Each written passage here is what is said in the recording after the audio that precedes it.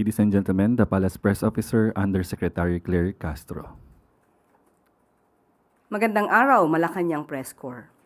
Upang patuloy na protektahan ang bawat Pilipino laban sa pagtaas ng presyo ng petrolyo, kahapon ay inanunsyo ni Pangulong Ferdinand R. Marcos Jr.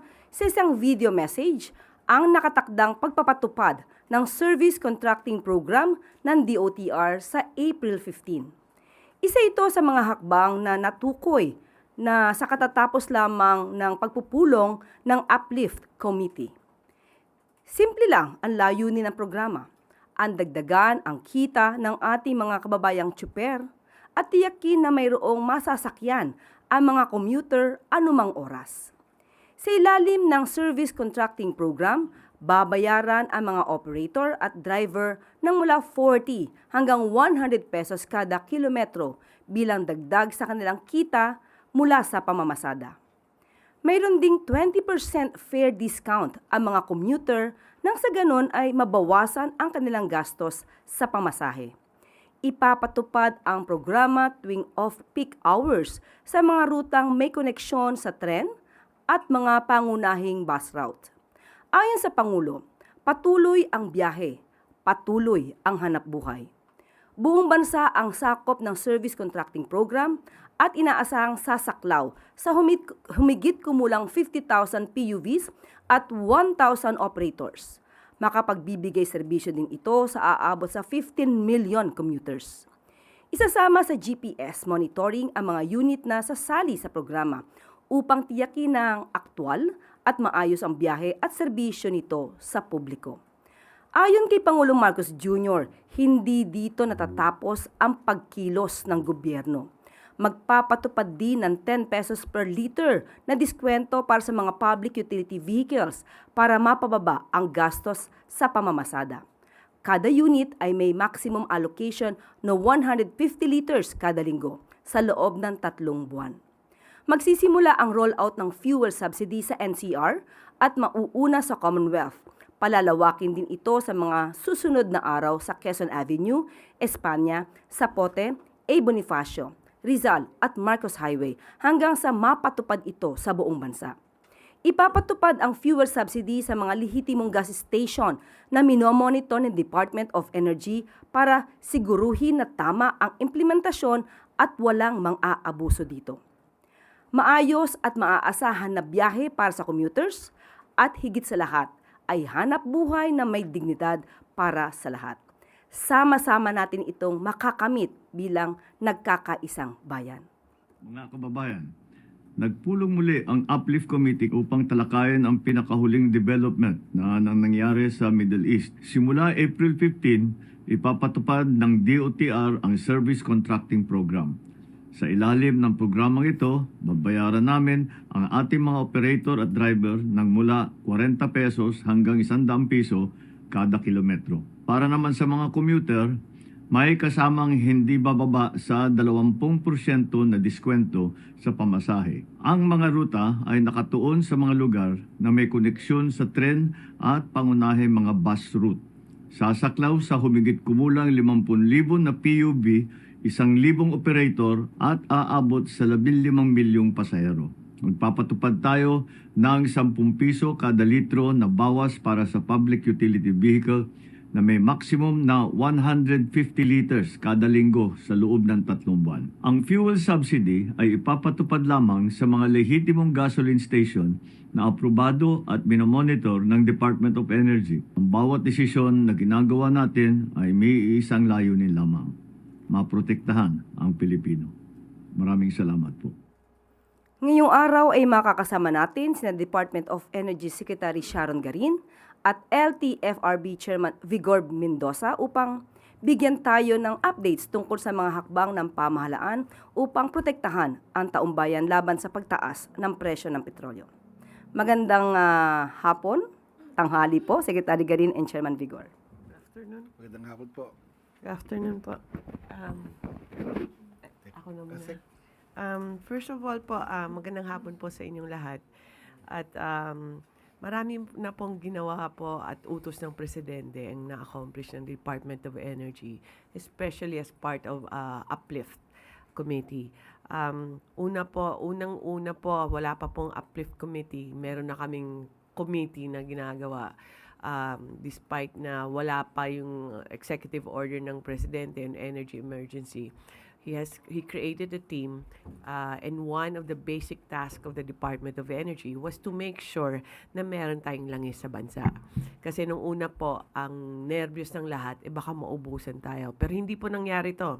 Kahit wala po yung committee pa, ginawa na po to ng presidente at inutos na po sa Department of Energy.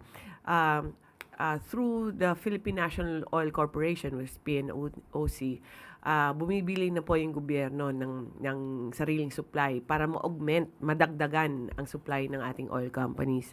In fact, ang kabuuang 165 million liters po ang ina-acquire ng PNOC. 300 ang target nito kasi is 318 million liters, 2 million barrels. So sa ngayon po, ang na-order at siguradong darating is 165 million, which will come from Malaysia, Singapore, India, Oman, at Singapore also. No? So marami pong ibang bansa ang kukunan natin dito, hindi lang po galing po sa Middle East, para hindi po tayo dependent sa Middle East or sa Strait of Hormuz. At on the other hand, ang ating mga oil companies are also exploring. Kaya po napakaganda po ng numero natin on our stocks, which is 50 days. Usually niyan 30 days lang. Ang 50 days po, hindi po ibig sabihin na mauubos na yun by 50 days, na wala na tayong langis sa bansa.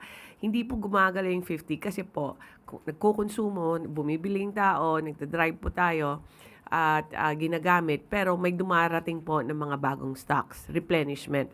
So, this has been accomplished already. May system na kami with the oil companies.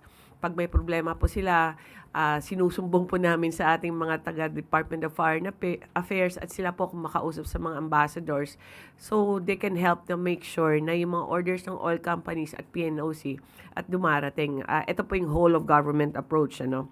Ang second po is anong impacto nito sa kuryente natin. So, sa ngayon po, reportedly, Meralco and all the other all the other electric cooperatives, very minimally increase. Meron pong increase, pero hindi po 5 piso, 9 pesos, or 20 pesos. Hindi po. Hindi po pareho po sa pag-increase ng diesel. The increase is in centavos. Siguro mga 40 centavos, 30 centavos. Dahil po nag-increase ang presyo ng coal, nag-increase yung presyo ng transportation, pero para po hindi tayo po masobra ng epekto ng diesel sa electricity natin, we have suspended the rules para po dumami po yung coal na mas mura, kumonti po yung mahal na fuel tulad ng LNG, at dinagdagan po natin yung mga operating na renewable energy.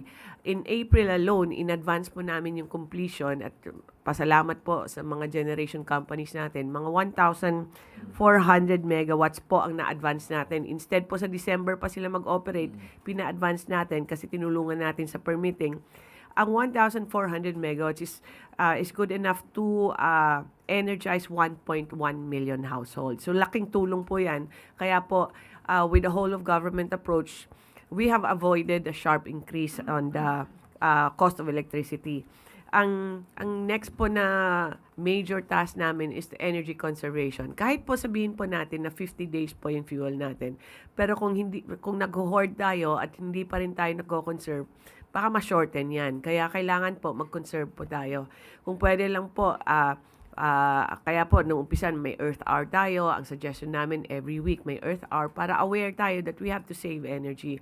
Because we can control our consumption, pero hindi natin makontrol ang Israel at US. Kung may sasabihin sila or may ginawa sila or may missile sila pinalipad, hindi natin kontrolado po ang presyo. Pero ang kontrolado po natin is our consumption, and that can help our country talaga. Kung mas konting consumption natin, mas secure po ang bansa natin. Na sigurado tayo, itong 50 days na to na stock natin, it will be enough for the whole country to move ang economic activity natin continuous pa rin. So, pasalamat po ako sa mga agencies kasi nag-inspect po yung DOE, more than 500 buildings ng gobyerno, and lahat po nag-adjust at compliant.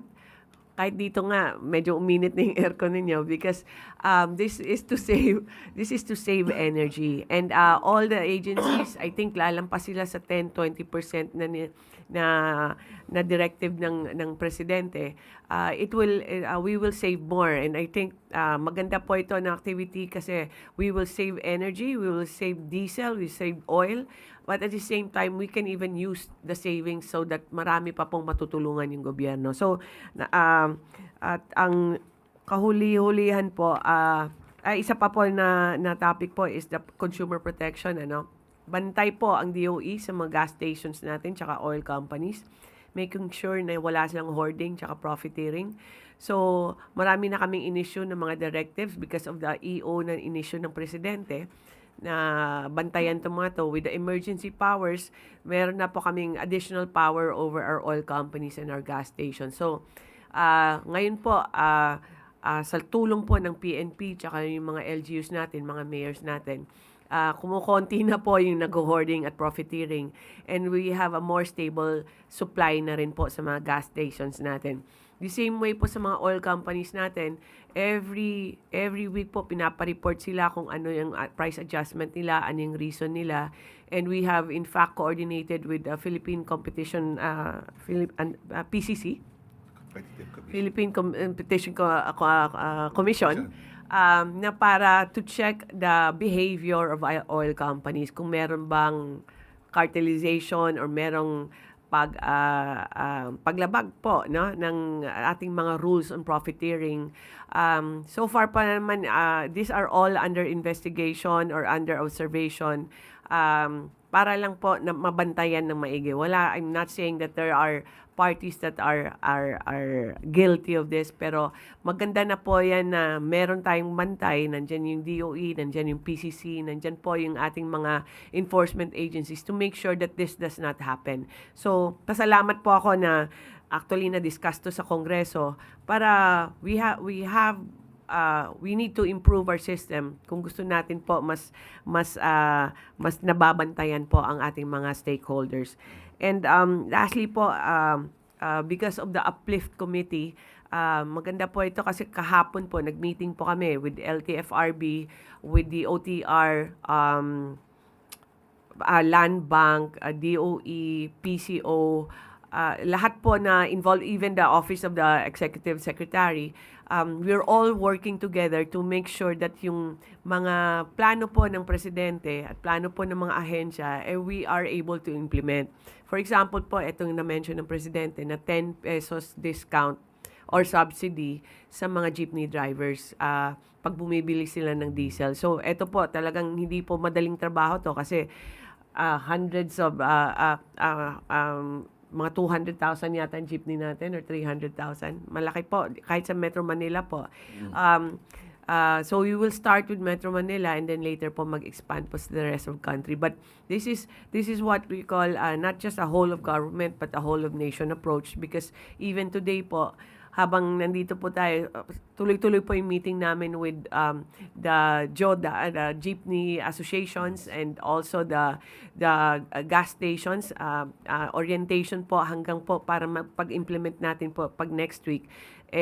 Alam na ng lahat kung anong gagawin. So, and this is a collaboration of the government as well as the private entities. And for that, kaya po wala pong kahit bakasyon po yesterday. All these agencies went to work and just to make sure na ang mga benepisyo po na pinaplano po ng presidente may implement po natin next year. So next week.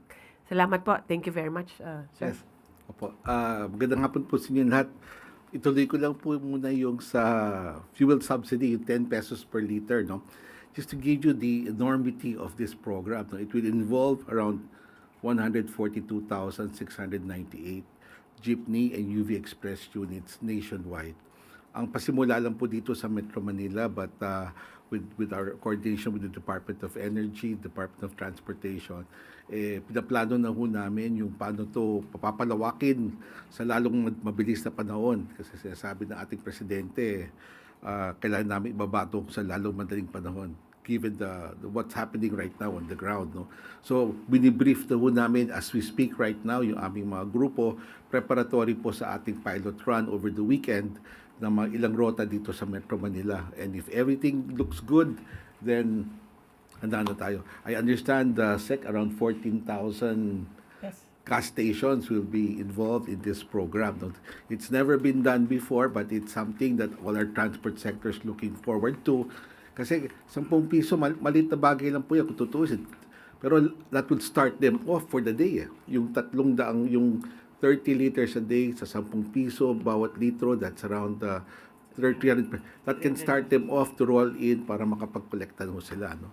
So this is one of many programs na nakahilera po sa ating gobyerno.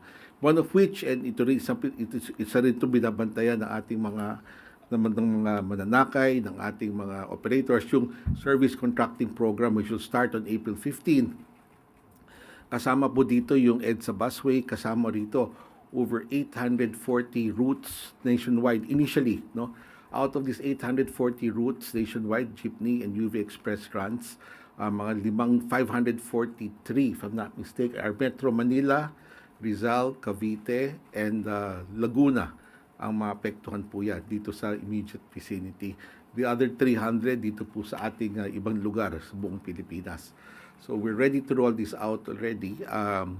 Nandiyan na po ang pondo. Ang mechanics na to is being laid out already. Babayaran po natin, gaya ng sabi ng ating presidente, from anywhere between 30 to 100 pesos per kilometer, depende po sa type of vehicle. No? Ang bus po nasa 100, yung traditional jeeps po natin 30, ang modern jeeps po natin 40 per kilometer. So the guidelines are being ironed out today. By today, we will come out with the full guidelines para maintindihan ng ating mga operator kung paano ang gagawin po dito. And one critical salient point po rito, utos na to ng ating Secretary Banoy, kailangan po mabayaran yung mga operator within 3 to 5 days from the time mag-operate po sila. So kung Lunes po sila mag-operate, dapat by Thursday, Friday, bayad na po sila para makaikot sila kaagad. Hindi na gaya ng dati na umaabot ng buwan-buwan. No? Of course, we would be using ang GPS, pero kung wala ho silang GPS, handa naman tayo maglagay ng tao both in the endpoints ng rota para mabantayan natin, ma-monitor natin ng tama yung pagtakbo ng ating mga sasakyan.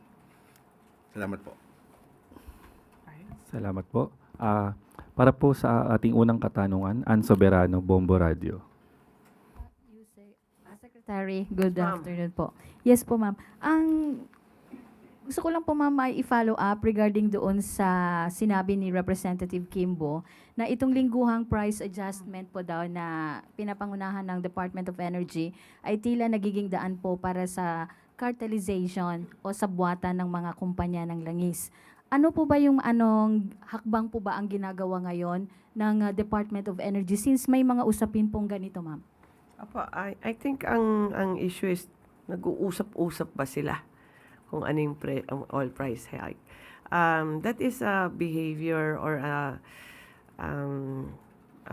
behavior that should be investigated, no? At kinausap po namin yung PCC to check kung meron ngang anti-competitive behavior po among them. Now, pero isa po is talagang mahal talaga yung presyo ng bili natin ng langis, ano. And kung meron pong allegations of profiteering or anti-competitive behavior, I think on our part po, DOE can give the PCC or any of the bodies na gustong mag-investigate the information that they need if kung anong kailangan nila kasi may pattern ang hinahanap nila dyan, ano. But at the same time, I think there is room for improvement in our system. Halimbawa po kung ang isa po is every Tuesday kasing increase, ano. Actually, nung pumasok po ako sa DOE, ganun na po talaga yung system dyan. I think dati kasi monthly yan eh. So, ginawa nilang weekly kasi masyadong malaki yung jump or yung oil price change kung monthly siya. So, ginawa siyang weekly.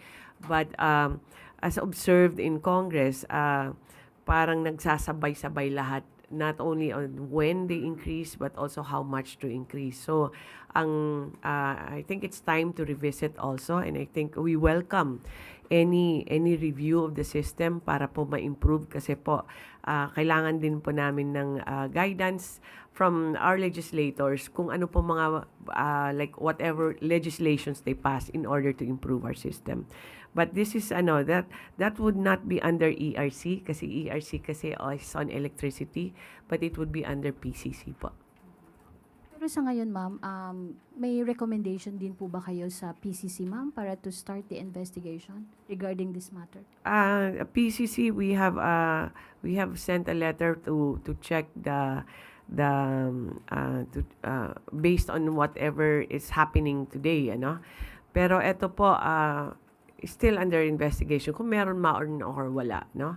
At kung meron man anong activities po. This is for them to determine. Hindi po kami pwedeng determine whether there's somebody guilty or may acts of anti-competitive behavior. But this should be discussed in the proper venue. Apo, ma'am. Ano po ba ang Department of Energy, pangalanan, sakali po may mga mapapatunayang kumpanyang nagsasabuatan sa presyo, ma'am? Kung meron pong ruling po, any court or PCC man or anybody that has jurisdiction over this investigation or cases, then I think naman kung may ebidensya at napatunayan po, then we should announce also. Pero ngayon po wala pang findings. Salamat po. Sunod po na katanungan, Clay Pertilla, PTV4. Okay na po.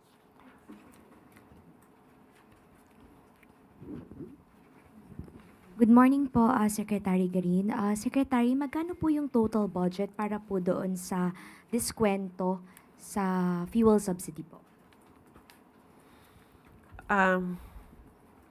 I'll just I can explain the mechanism, but I think we need to I have it. because it will be the LTFRB that will be disbursing. Ang basang ang sa DOE lang is we have the list of gas stations na. Go ahead, sir. Ang initial budget po dyan is 1.5 billion. Apo.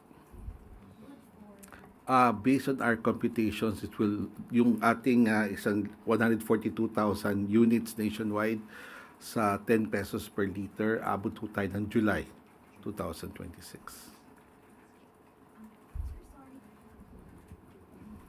The fuel subsidy po, covered lamang po yung mga jeepney and UV drivers, not included po yung TNVS. Hindi pa. Ito yung first phase, mga diesel-powered vehicles, specifically ito mga jeepney at saka UV Express. Dagdagan ko lang. 10 pesos for every liter. 150 liters per week. So every week, pwede siyang bumili 150 liters.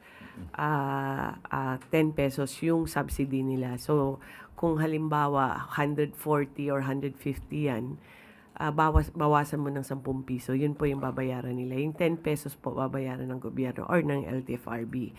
And that will be a weekly allotment. Yes. Every week siya. And then, ang basis po niyan is hindi po yung driver, kundi kung anong plate number na meron ka. Para may konting safeguards tayo, ano. And then, lahat po na gas stations, magkakaroon po ng system, digital na lahat, para po ma-confirm nila kung eto po ba, meron pa siyang, may natitira pa ba, or kung naubos niya na. So, meron pong system tayo para ma-check po na lahat po walang abuso din on the part of the jeepneys and on the part of the gas stations. And also, na kino-comply din ng LTFRB yung payment niya. So, your question originally was how much, no? So, that will be 10 pesos at 150 per week. 150, so 1,500. For every month, that will be 4,500 per jeep.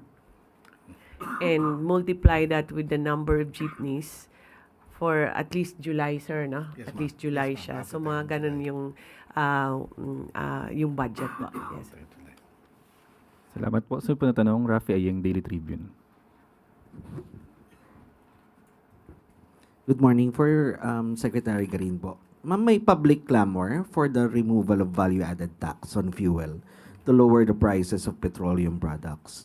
Can you tell us how much revenue loss po ang mawawala sa gobyerno if ever matuloy ito?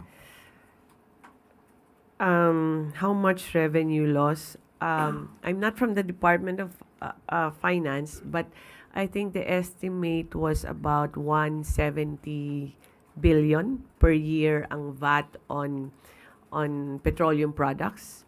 So that's 170 billion also na mawawala sa collection. And it will depend on what will be the design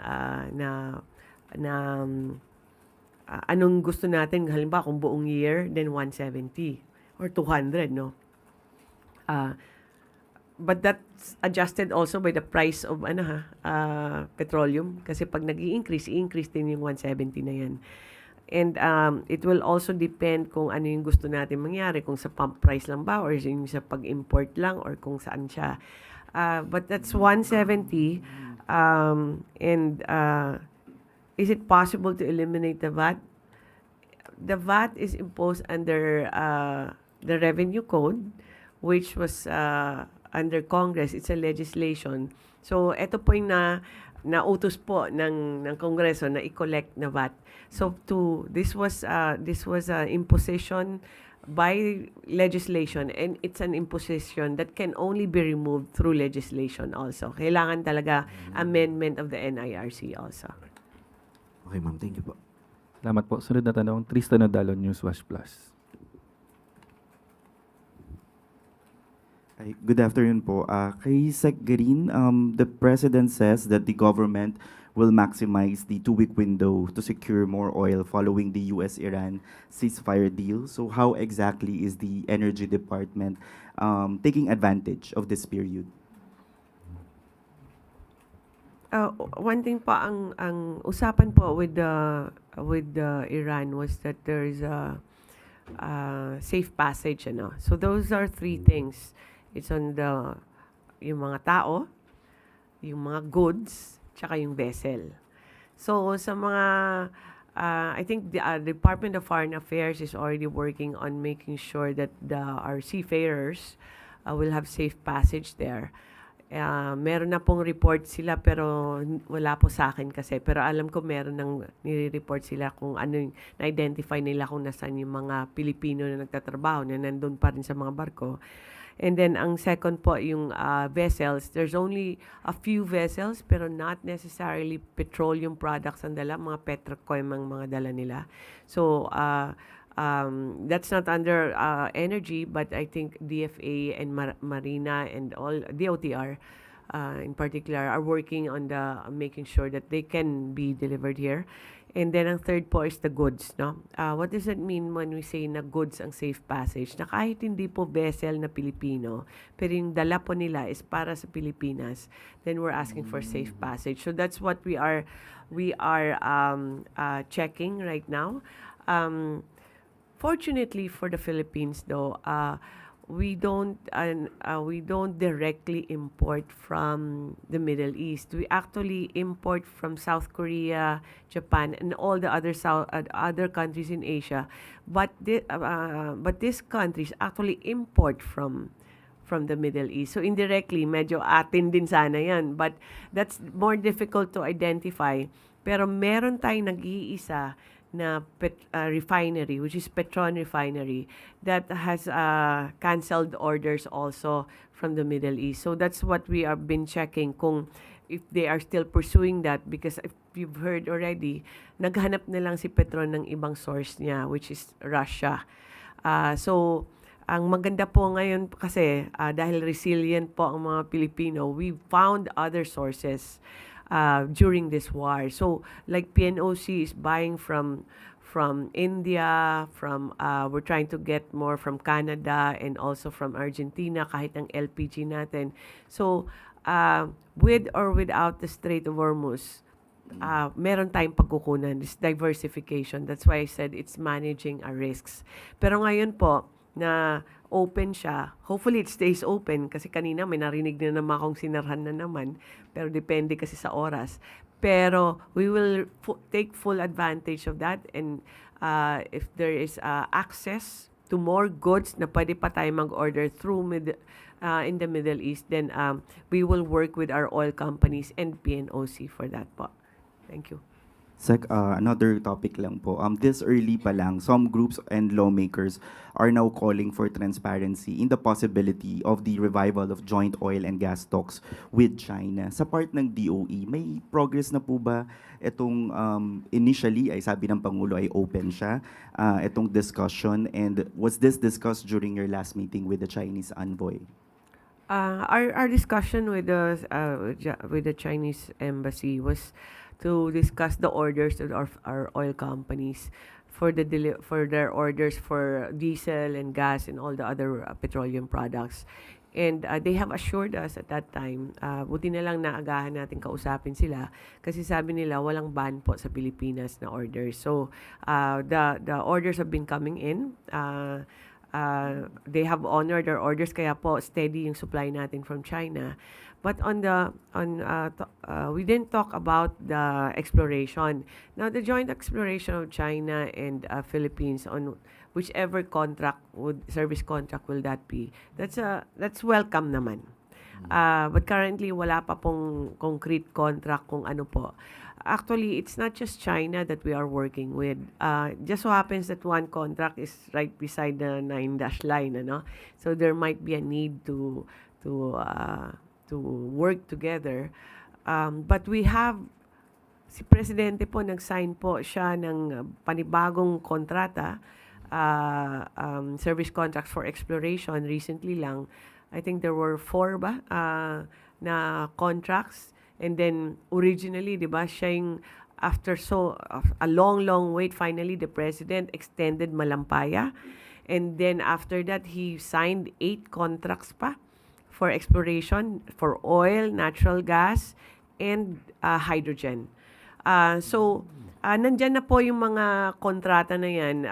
It's maybe some are with Chinese partners, but most of that are different countries and partners, Australia, UK, Israel, iba't iba po. Hindi po lang isang bansa lang pwede tayo mag-partner. We can partner with countries that are capable of doing exploration. So, we're just not confined to that. No? Meron po sila siguro sa mga between private companies in joint exploration, pero as of now po, hindi pa po nasasubmit kung ano po yung mga proposal nila. Last follow-up lang po Opo. doon, ma'am.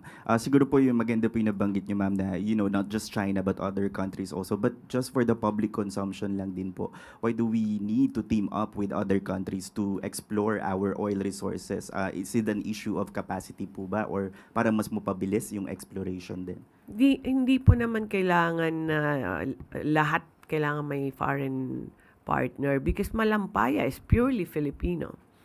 And they have 3 drilling activities. 2 po successful na, hinihintay pa natin yung isa. So Filipinos can do this. But some are purely Filipinos and some have partners, foreign partners. For example, Philippines is the first country in the whole world na merong public bidding for a hydrogen exploration. And for that is the first time. Hydrogen kasi medyo parang ano yan that's a chemical product, no? That is done, may process yan para mag-produce ng hydrogen. But this one is natural hydrogen. Lumalabas lang pa siya doon po sa mga Palawan, Nueva Ecija, I believe, Zambales. Meron po tayo doon na natural hydrogen. So, for that technology, which is very new, it's a US company that's doing the exploration. Kasi sila po yung experts in the world that know how to drill and transport and turn it into energy also. So hopefully we can learn from that because Philippines has more sites for exploration for hydrogen. Sunod po na tanong, Jonel Maribohok, UNTV. Magandang tanghali po to Secretary Garin. Kamusta po ang supply at yung pag-aangkat natin ng LPG, Secretary? Yes, sir. Ang LPG had a problem kasi mga major producers niya, medyo nag-stop sila ng export, ano. So, but since we observed the problem early on, we talked to the companies, no. So nakahanap sila ng alternative source. Many of them are sourcing not just here in like China, Hong Kong, or yung usual nila na suppliers. So naghanap sila pati hanggang Australia, US. At ngayon po, nakakakuha na sila. May supply na sila, pero hindi pa ganun ka-komportable yung number, no? Even though 15 days lang dapat yan, pero ngayon po, they are at 32 days? 32? Oh, yeah. So ngayon po, ang usapan po, just to make sure, kasi LPG hindi lang po sa bahay yan eh.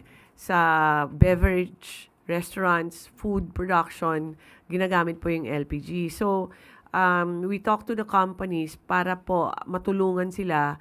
They will work with PNOC to procure one whole vessel para po masupplyan po at madagdagan po yung supply ng mga companies natin dito. At I think they're supposed to finish the contract now with the new suppliers. Hindi ko lang alam kung anong country ang na-contact for the PNOC contract, pero yun po yung gagawin po namin in DOE. We buy together with our companies for LPG po. Pero hindi naman po mauubos yung stock natin ng LPG. Hindi pa naman, hindi po, pero tumaas po yung presyo. Naging mahal talaga siya. I think ang 1,100 naging 1,500 yata. Sobrang laki ng increase ng LPG, but that will stay for 1 month. Once a month lang po yung change ng presyo ng LPG. Kaya bantayan nyo lang po kung meron po kayong mga binibilhan na araw-araw nag-i-increase. Hindi po pwede yan. Sunod po tanong, Ivan Mayrina, GMA7. May tanong po ko kay Chairman at kay Secretary. Unahin ko na po yung kay Chairman. Sir, yung 10 pesos na diskwento sa crudo, magsisimula rin yun April 15? April 14th ang aming April 14th. target start. Pero nabanggit nyo ho, this weekend, may pilot na kayo? Magte-test run ho kami ng systems po namin para sa ganun yung pagbalud natin nito, wala akong problema. Okay, suppose everything goes well in the following days, pati ho sa probinsya, That's the plan. papatupad na rin? Yan po ang plano natin. Sir, yung patungkol naman sa yung off-peak. Bakit ho off-peak? Yun ho yung, at ano ho ba ang oras na off-peak based on that definition? Actually, it's the peak that we are concerned of, no? Na dapat pagkaroon po tayo ng mga sasakyan during the peak hours pagpasok ng mga trabador at saka paglabas po nila.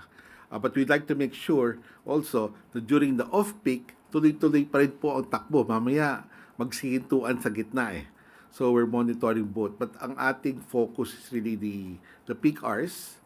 Tapos masigurado lang natin na tuloy-tuloy yung ating pagtakbo during the off-peak. Kasi doon mababa ang ating passenger load doon sa off-peak. Kaya meron rin tayong insentibo para sa kanila na tuloy-tuloy ang kanilang takbo. Pero ang monitoring po natin sa peak hours talaga na hindi mawala ng ating sasakyan during the time na papasok at palabas sa mga opisina. Secretary, kasunod po ng pag-announce ng ceasefire, bumaba ho ang crude. May mga reports po that we're expecting anywhere 5 to 6 pesos sa rollback sa diesel this coming Tuesday and 1 peso sa gasoline. Ganun po ba yung datos na nakikita rin ng DOE? Hindi tayo parehong datos na nakikita. Pero yes, the common thing is that they're supposedly kung tuloy-tuloy na lang yung trend, may rollback nga siya. So, I just want to explain, how do you compute? 5 days kasi yan Monday to Friday. Friday pa lang tayo ngayon. May isang araw pa tayo na market closing na hinihintay. 8:30 pa mamayang gabi matatapos. So, hopefully kung yung trend lang based on the 4 days, may rollback siya. Pero kung may mangyari ngayon at baka mag-spike ulit, baka maiba yung computation. Pero it's an average of the last 5 days, and then yun po yung adjustment na add or minus sa presyo ng last Tuesday. We'll announce tomorrow just to be, I don't want to be speculative. Baka kasi iba yung presyo na lumabas sa computation. But we're hoping po for and praying for a rollback. And with the rollback and then the additional subsidy that will be done by LTFRB. So, malaki pong tulong po, most especially po sa public Can you transport. tell us the numbers, ma'am? At least based on the 4-day trading? Baka pwede nyo nang sabihin. Sa mga motorista nating na-excite for a change, magkakaroon ng rollback. First time in, 6 weeks? Ako rin actually excited kasi this will be my first good news if ever for the last month. But I cannot tell you yet. I'll send a message to Yusek Claire once we get the numbers tonight kung ma-compute na nila. Hopefully, yes. Nabanggit nyo kanina yung may commitment ng delivery, 165 million Yeah. liters. Kailan po ito expected darating at saan-saan manggagaling? The 165 million liters is the 1.042 million barrels. 1.042 barrels. 149 barrels arrived last week, and we're expecting another 300 in the next 3 weeks. So, confirmed na yan. I think yung first 300 nasa barko na. It's already on its way. And then, naka-stagger yan para spread out din yung storage natin. No? So, it's expected the entire 165 million liters for this month of April. So, ma'am, yung scenario of rationing, hindi pa naman ito imminent. No, sir. We've never discussed it. We haven't considered it. What we have issued as a directive from DOE is no hoarding. Kaya ang directive doon is that kung ano yung kailangan mo sa tangke, kung gusto mo full tank, hanggang full tank. Hindi pwede na may full tank ka na, may container ka pa. That's what we are avoiding para hindi po maubusan din yung mga ibang drivers or ibang kotse. Thank you. Salamat po. Ivy Reyes, Bilyonaryo. Hi, Secretary. The Uplift Committee met to discuss the recommendations of the DPCC on the suspension or reduction of excise tax. May we know what policies were raised to the President's attention po? Yes. So we have discussed, last meeting, I think that was Monday or Tuesday, we discussed it at meet na ang DBC, Development Budget Coordination Committee.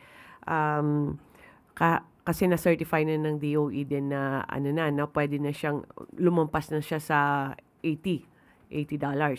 So I think the DBCC has met, and I think they have reported at Uplift yung assessment nila on what is the impact if there's a full suspension or half the suspension or 3 months mayan or 1 year. So they presented different scenarios, and currently by presenting it to the Uplift Committee together with the President, it was presented already to the President yung evaluation nila. And this will be announced at the proper time, I think, by the President kung anong decision.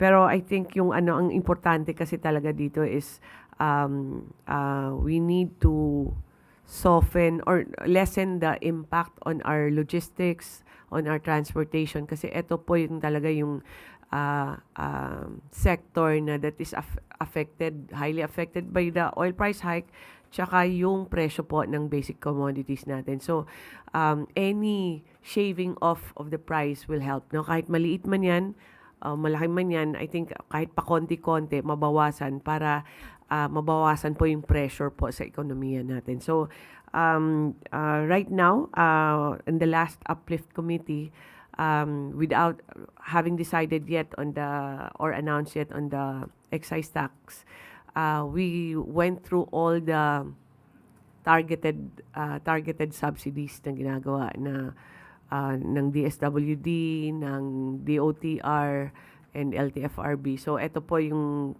focus muna. And I think next week maybe they'll make an announcement. Salamat po. Para po sa huling katanungan, Alvin Baltazar, Radyo Pilipinas. Secretary, good morning po. Good afternoon po. Secretary, kanina nabanggit nyo na sa tulong ng ibang government agencies like Philippine National Police, medyo napigilan natin yung hoarding. Meron po ba tayong record kung ilan yung nahuli natin and nasampahan na sila ng kaso?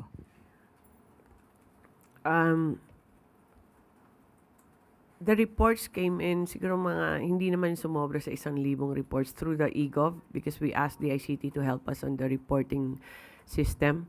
And then, mga iilan din, hindi naman ganun kadami ang show cause namin. I think we issued less than 100 show cause orders.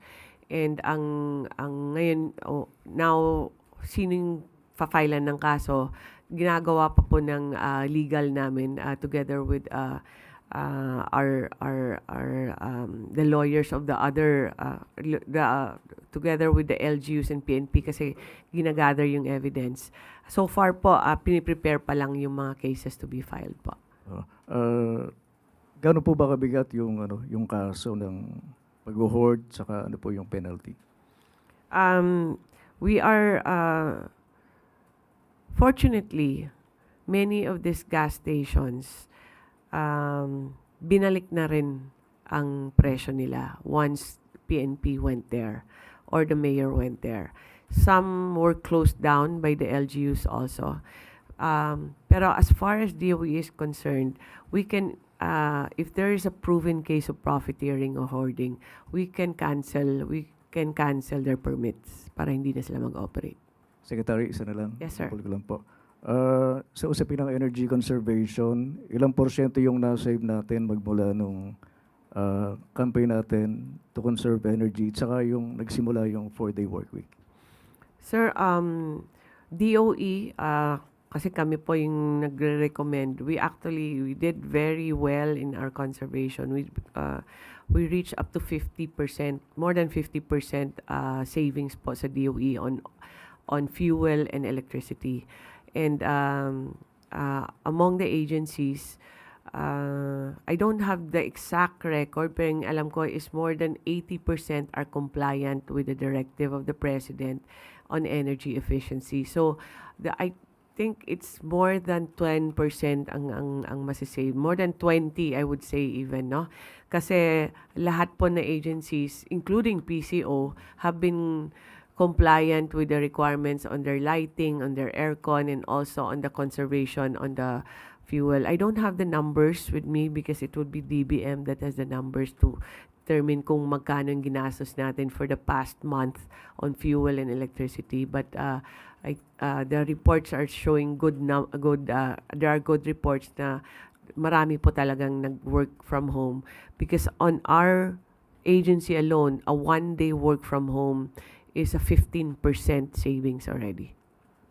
Salamat po, Secretary. Salamat po. Mayroon lang pong pahabol na katanungan. Tristan Odalon, News Watch Plus.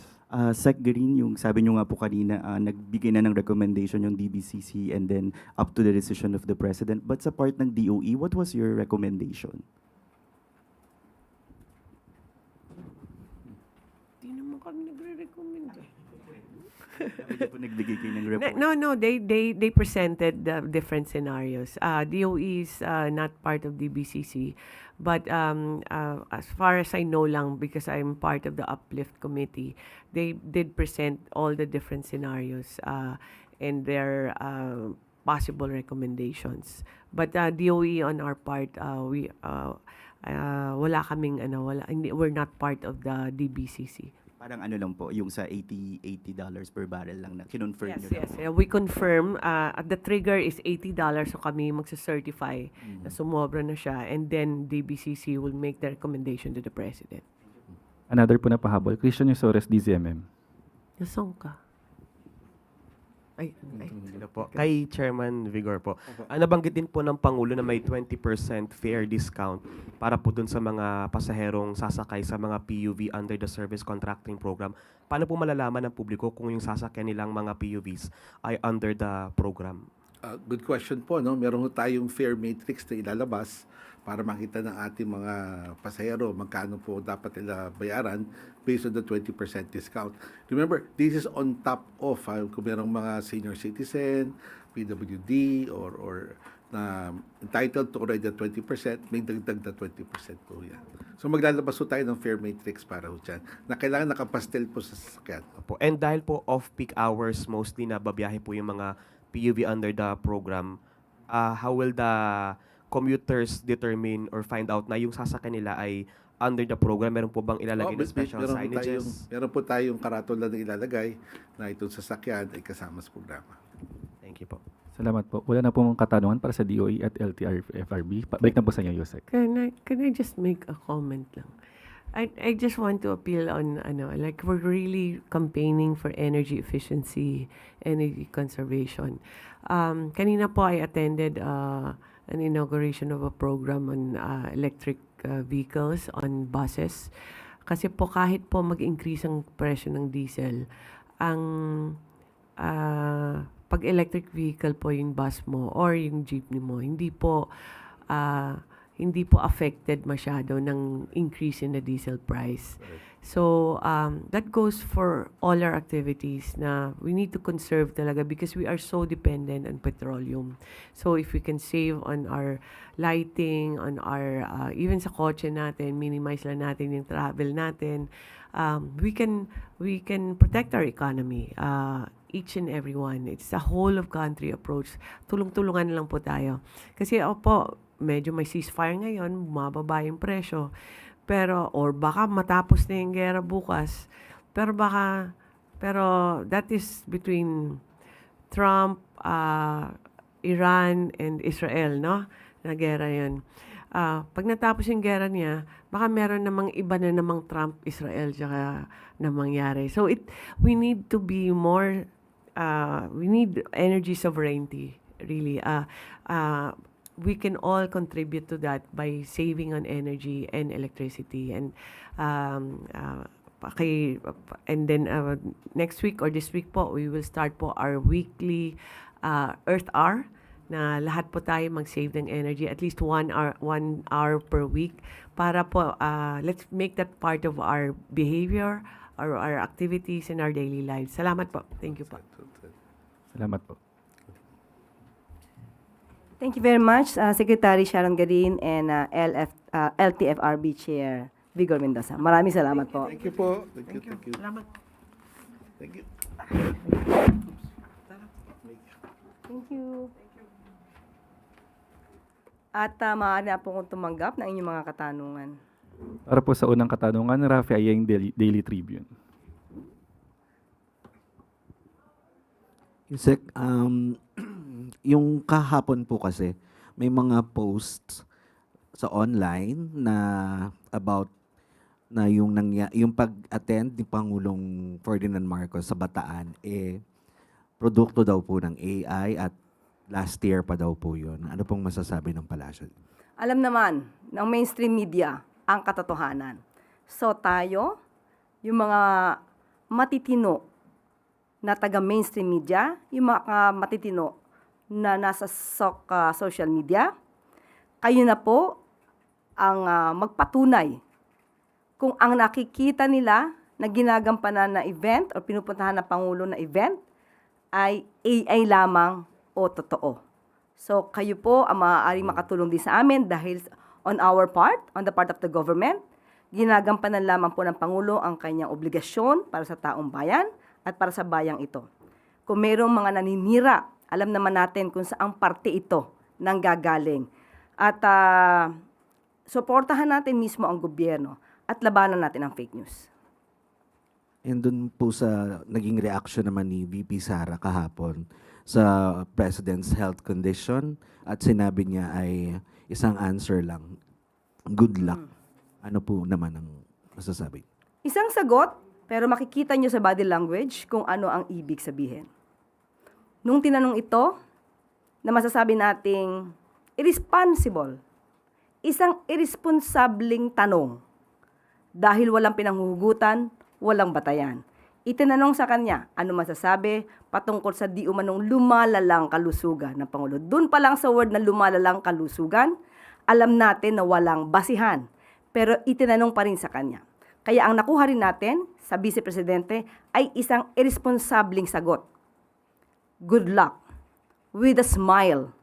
At lahat ng sa paligid niya ay nagtatawanan.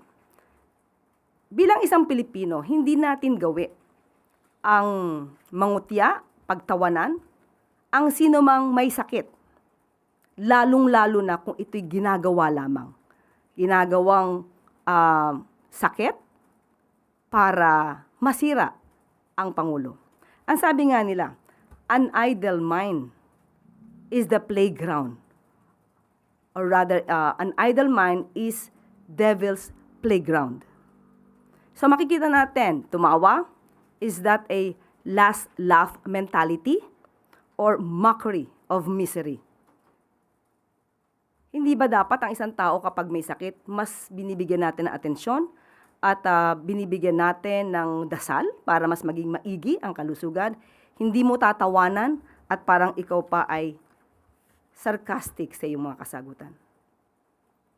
Salamat po. Sunod po ng tanong, Tristan Nadalon, Newswas Plus. Yusek, good afternoon. Follow-up na rin po doon sa fake news kasi may question po ko on anti-fake news efforts ng Malacanang. Kahapon po sinabi na nakakapansin ng surge of fake news sa kalusugan ng Pangulo recently. No? Gaano po kadesidido ang palasyo na may masampulan at maaksyonan ng legal action sa mga nagpapakalat po ng mga ganitong impormasyon? Kayo po ba nag-iisip minsan kung bakit nga ba dumadami ang fake news ngayon?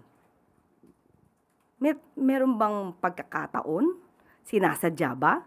At alam naman natin kung ano yung mga fake news na naglalabasan. Ito'y halos lahat laban sa Pangulo at sa administrasyon na ito. Patungkol sa kalusugan, wala daw ginagawa ang gobyerno, lalong-lalo na patungkol sa krisis sa Middle East. Yan ay lahat ay kasinungalingan. Kitang-kita po natin kung paano gumalaw ang Pangulo at kung paano magtrabaho ang gobyernong ito. Meron pong ginagawa, nakita niyo po, sinimula na po ni Secretary Dave Gomez ang bibigay ng impormasyon sa DOJ para mas malawak ang imbestigahan ang mga taong nasa likod ng fake news na ito. At inaanyayahan na rin po namin, gagawa po ang PCO ng isang website o isang platform kung saan niyo po isusumbong lahat ng fake news na nagkakalat at yan po ay hindi namin tutulugan at lahat po yan ay dapat nasampahan ng kaso. Inuulit po natin, fake news. Yusek, on another topic, some groups are raising the alarm over the implementation of the DILG's Safer Cities policy. You have Kabataan Party List saying this is anti-poor and elitist, saying the government should focus on addressing poverty than ordinance enforcement. Yung sa 10 p.m. curfew minors, sabi naman po ng grupong Samahan ng Progresibong Kabataan, this may conflict with the Juvenile Justice and Welfare Act na wala raw po dapat penalty ini-impose sa mga bata. And yung previous Supreme Court ruling na ini-struck down yung mga ganito pong curfew. Given these legal limits, is Malacanang still supportive of this national policy? Unang-una po, ito naman matagal na mga ordinansa. Pinapatupad lamang po ng DILG. So ang pagdidisiplina sa mga kabataan, nakita po natin sa mga news na yung mismong nanay ang nagrereklamo na ang mga anak nilang menor de edad ay hindi nila mapauwi at matigas ang ulo. Hindi po naman ibig sabihin ng pagdidisiplina sa mga kabataan para mas maging safe sila at protected ay anti-poor na. Hindi po lahat ng pagdidisiplina ay sasabihing anti-poor. Ito po ay para sa protection ng bawat Pilipino. Last na lang po. May paalala na lang po bang Malacanang sa law enforcement agencies that baka yung iba po ang tendency is ma-abuse yung power to enforce these ordinances? Sa lahat na ng aabuso, ngayon pa lamang po, isumbong niyo po agad para po maproteksyonan din ang mga inaabuso at mapanagot ang mga otoridad na nang-aabuso ng kanilang kapangyarihan. Thank you. Hardy Balbuena, IBC 13.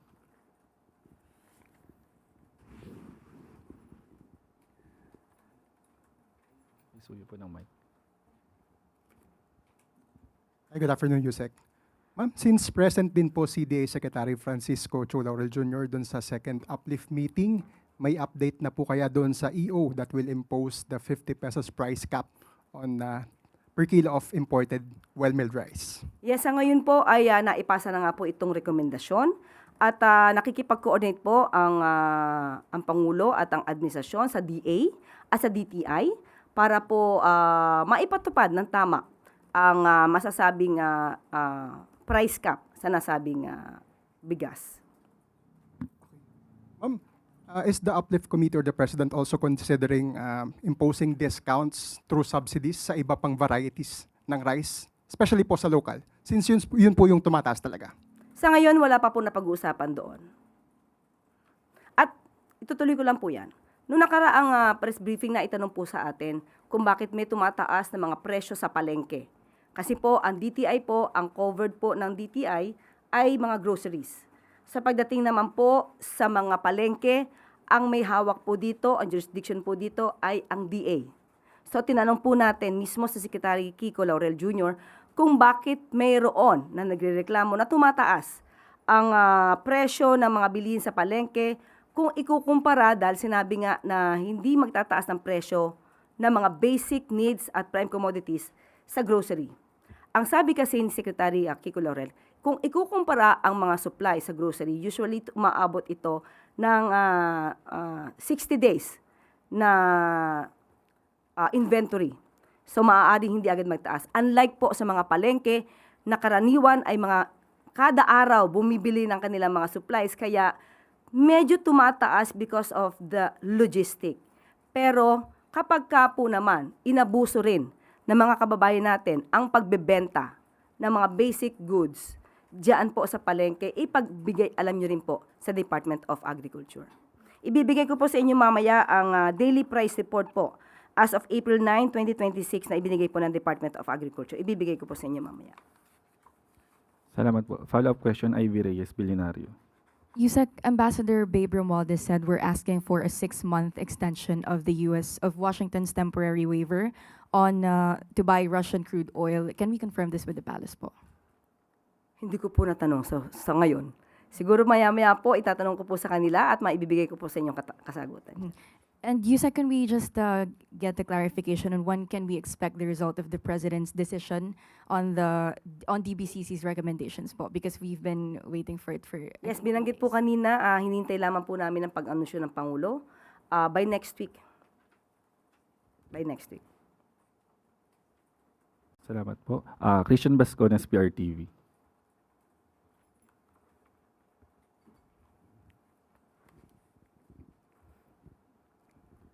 Yusek, aside from saying na nothing is off the table, humingi po ng assurance ang taong bayan, no? Particularly yung mga middle class, sa anong tulong ng pamahalaan ang pwedeng maibigay sa kanila. Like itong panukalang ahon bill ni Manila Congressman Rolando Valeriano bilang alternatibo daw po sa Bayanihan 3. This aims to give assistance to middle class 3,000 piso every month sa loob ng 18 months. Ano po yung reaksyon ng palasyo dito? Ano po yung bandang huli? 3,000 piso ang ibibigay sa middle class, lalong-lalo na po yung mga earning 25,000 pesos a month sa kanilang wage for within 18 months. Ano pong reaksyon ng palasyo dito? Unang-unang, hindi pa po natin natatanggap na ang version na sinasabi na ahon bill. Maganda po yan, pero nangangailangan po rin yan ng supplemental budget. So, tignan po natin. Hindi po ito pangit na bill. Maganda po siya. Pero syempre, kinakailangan pong pag-aralan po yan kung saan din kukunin yung budget kasi bago po ito. Hindi po siya kasama sa 2026 GAA. So, mas maganda po ang napapag-aralan at kung ano man ang kahihinatnan po niyan at makakabuti po to sa taong bayan, especially sa middle class, hindi po naman yan tututulan ng Pangulo. For as of now, kailangan makita po yung pinaka-version po ng Okay. Pangulo. Aside from yung sa mga fair discount po sa ating mga middle class, yung nakaka-consume po talaga nito, possible din po ba yung cash aid sa mga middle class, lalo-lalo na po yung mga minimum wage earners? Ngayon po, pag-aaralan po yan. Dahil sabi nga po natin, kailangan po ng kaakibat na budget po dyan. So kung meron po tayong batas at meron nakalagay na pong budget po dito, mas maganda po na maipatupad kung meron na po. Thank you, Yusek. Salamat po. Clay Pardilla, PTB4. USEC drivers suffer daily with high prices of fuel and very low income. How does Malacanang view Senator Bato de la Rosa's absences during the 20th Congress na umabot po ng 31 days, yet he continued to receive pay, which is taxpayers' money? Hindi po siguro tayo ang dapat sumagot niyan. Ang dapat pong sumagot niyan ay si Senator Ronald Bato de la Rosa. Kung ano po ang nararamdaman niya, dahil karamihan po sa atin, halos lahat tayo ay nagtitipid. Sa kanya po nyo siguro itanong yan kung inyo po siya mahahanap. Salamat po. Wala na pong katanungan. Balik na po sa iyo, Yusek. Maraming salamat. At bago tayo magtapos, Pangulong Ferdinand R. Marcos Jr. naging abala nitong nagdaang linggo upang iangat ang pamumuhay ng ating mga kababayan sa kabila ng mga pagsubok sa loob at labas ng bansa. Noong Lunes, malugod na tinanggap ni Pangulong Marcos Jr. ang mga opisyal ng Mitsubishi Motors Corporation kasama si Chief Executive Officers Takao Kato upang pag-usapan ang kanilang planong mag-produce ng hybrid electric vehicle sa ilalim ng Electric Vehicle Incentive Strategy Program. Pinangunahan din ng Pangulo ang oath-taking ng mga bagong halal na opisyal ng Vice Mayors League of the Philippines kung saan binigyan diin ang pagpapalakas ng kakayahan, pondo at digitalization ng mga LGU upang mas mapabuti ang serbisyo sa taumbayan at mapatatag ang ugnayan ng lokal at pambansang pamahalaan. Noong Martes, pinangunahan ni Pangulong Marcos Jr. ang Uplift Committee meeting upang i-review ang rekomendasyon ng DBCC sa fuel excise tax at ang ibang mga hakbang upang mapabilis ang tulong sa taumbayan na apektado ng mataas na presyo ng langis. Nitong Miyerkules ay bumisita naman si Mexican businessman at philanthropist Victor Gonzalez Herrera kay Pangulong Marcos Jr. bilang bahagi ng pagdating ng pilgrim image ng Our Lady of Guadalupe sa June 13, 2025. Inaasahan na mapapalakas nito ang spiritual at cultural significance ng mga Katolikong Pilipino sa bansa. Kasunod dito ay agad na pinangunahan ng Pangulo ang ika-4 na PISAC Education and Job Sector Group Meeting upang matiyak ang agarang suporta para sa mga umuuwing OFW sa pamamagitan ng job matching, targeted upskilling at tulong sa pagnenegosyo. Pinalakas din ito ang digitalization at suporta sa mga MSMEs. Kinagabihan naman ay dumalo si Pangulong Marcos Jr. sa 75th anniversary ng Philippine Holy See Diplomatic Relations sa Intramuros, Manila. Kahapon Huwebes ay pinangunahan ni Pangulong Marcos Jr. ang ika-84 na anibersaryo ng Araw ng Kagitingan kasabay ng pag-alala sa kabayanihan at sakripisyo ng mga bayani ng Bataan at Corregidor. Dito ay binigyan diin ng Pangulo na ang tunay na lakas ng bansa ay hindi lamang nasusukat sa tagumpay kundi sa kakayahan ng bawat isa na tumindig, magkaisa at bumangon sa gitna ng mga hamon. Tuloy-tuloy din ang pagsuporta ng pamahalaan sa mga veterano sa pamamagitan ng pagpapalawak ng serbisyong pangkalusugan at benepisyo. Sa gitna ng mga pagsubok sa bansa, walang humpay ang pagtatrabaho ni Pangulong Marcos Jr. at ng pamahalaan para sa mamamayang Pilipino.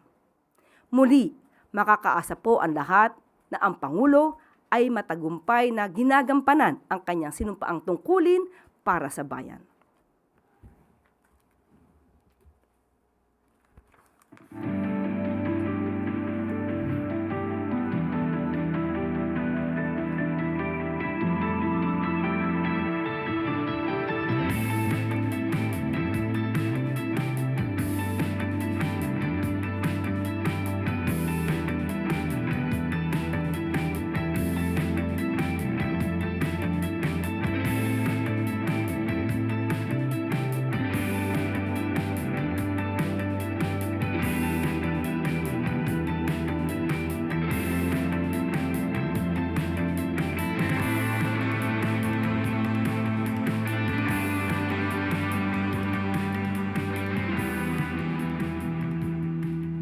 Akin lamang po itatama ang date para sa Our Lady of Guadalupe. Instead of June 13, 2025, it should be June 13, 2026. At mayroon po tayong babasahin na mensahe. President Ferdinand R. Marcos Jr. has appointed Dita Angara Matay as Secretary of the Department of Tourism, bringing in a seasoned public servant with decades of experience in trade, investment, and international economic engagement. Prior to her appointment, Angara Matay served as commercial counselor at the Philippine Trade and Investment Center in Tokyo, where she led strategic partnerships with Japanese industries, one of the Philippines' key sources of investment, technology, and tourism. Her appointment reflects the administration's push to position tourism not only as a cultural showcase, but as a strong driver of jobs, businesses, and regional development. Throughout her career, Angara Matay has led programs that link global partnerships to concrete outcomes on the ground, supporting enterprise development, strengthening industries, and expanding opportunities for Filipino businesses, especially MSMEs. With her appointment, the administration aims to further align tourism with economic growth, attracting more investments, supporting local industries, and ensuring that the gains from tourism are felt across the regions. At yan po ang mensahe. At dito na po nagtatapos ang ating press briefing. Magandang araw para sa bagong Pilipinas.